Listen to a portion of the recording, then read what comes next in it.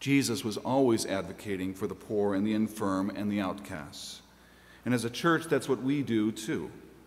Through our participation in programs like Meals on Wheels and Loaves and Fishes, and befriending refugees and striking workers and poor people in Leon, Nicaragua, and using this wonderful building to help facilitate that ministry, we do our part to bring hope, beauty, and power to a community and a world in need.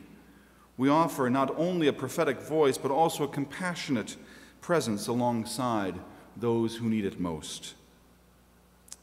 It's Commitment Sunday. It's that day when we commit to giving our investments of time and talent and treasure for the furtherance of God's work through UBC. We have heard people speak in church these past few weeks about how much UBC means to them and how they are committed to giving of ourselves, now how we are committed to giving ourselves to support the mission through the work of the church. I know it's been talked about already, and I know most of you have already filled out your green pledge cards and your ministry commitment forms. I've got mine filled out too. The information on those forms all really help us to make our budget and programming decisions for the coming year. And if we get them all filled out and we commit to raising enough money and have enough volunteers, then we won't have to hear about it in church ever again. Won't that be great? Consider these just a few things that are unique about this year's budget coming up. We obviously know that we are in a downtime in our economy.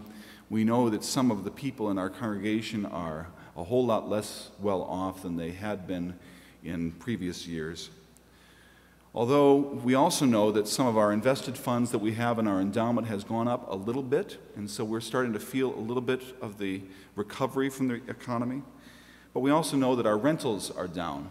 There's a couple of reasons for that. There was a renter that came in here on Sunday afternoons, a congregation called Grace Point that has decided to move to another part of campus.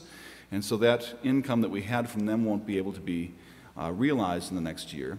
We also are embarking upon a relationship with a sister congregation in here with that are made up of Lisu people from Burma, refugees, and they'll be using space here and potentially even taking up one of the offices that we've presently been renting out to other people to be used free of charge as part of our mission to them, so that they can have a place to call home for church. Clyde and several others have been working on fixing the problem in the back of our church building, the place where we have lots of ice dams that come up and threaten our children as they walk in the back steps.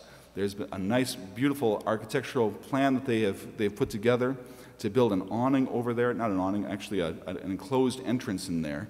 And the initial bids have come back at about $33,000. And now we have to figure out how to pay for all of that. So those are just a couple of the things that are on our plate. The other thing that we should be realistic and remembering is that we've lost some people this past year, people that have been very important to us, and people that have gone on to the reward. And those people are not a part of our general volunteer pool anymore, or our giving pool, and yet they're still part of our hearts. And so we continue on their legacy, and we are their legacy in the years ahead.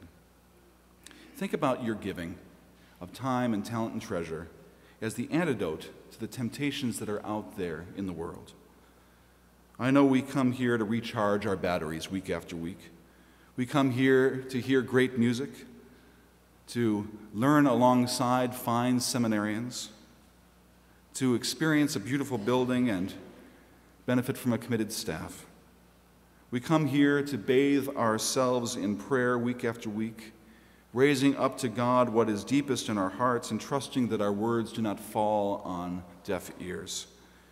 We find joy together as we dream of what God has in store for us and as we see our young people growing up. We weave our stories and discover our place in this world. This place, these people are a good investment. Kim and I have been blessed to be a part of this church for 10 years now. Oh yeah, and Amanda and Rebecca too. You have embraced us and nurtured us and our family, and have been patient with us as you've seen our children grow. We joyfully write our first check of the month to UBC, and it's always at least a tithe, at least 10% of our income. There are plenty of things to spend our money on, but putting God through this church first helps us keep our priorities in line. It helps us to not be so tempted to spend on frivolous things, but mostly it's an important investment in this community of faith, which supports each other, supports us, and offers beauty and hope and encouragement to all who it touches. It's an investment in the courage that I see nurtured here week after week. You know, Judas, I don't think, was really tempted by money. He was tempted to do alone what can only be accomplished by a collective of committed people. And we're tempted that way too. But together, we can dream bigger and work better. We can be channels of grace and speak and act with prophetic vigor and holy optimism. Clarence Jordan once said that faith is not hope in spite of the evidence. That's not faith, that's foolishness. Faith is action in scorn of the consequences. Judas is woven into our story. So is Pilate and Herod and Herodias and Dives. But so also is Abigail and Hosea and Amos and Deborah and Bathsheba and Ruth and Tamar and Paul and Deborah and Jesus. We're not the only ones woven, but they're not the only ones woven into the fabric. We've also have the stories of our youth, of our refugee resettlement communities, our advocacy for women in ministry and leaders, our support for seminarians. Take some time and pull the pieces of fabric apart and take a look at this thing that we've put together throughout the year. Remember our stories, claim our stories, articulate our stories, celebrate our stories. That's what we've been looking at throughout the year. Together, all these stories are woven into a beautiful tapestry that is University Baptist Church. And it's only possible because dedicated people have committed themselves to make it that way. So add your piece of your life to that fabric and to our collective lives by completing these commitment cards and ministry commitment forms. Be ye not tempted by money, but be freed to imagine and implement the ministry to which God has called us.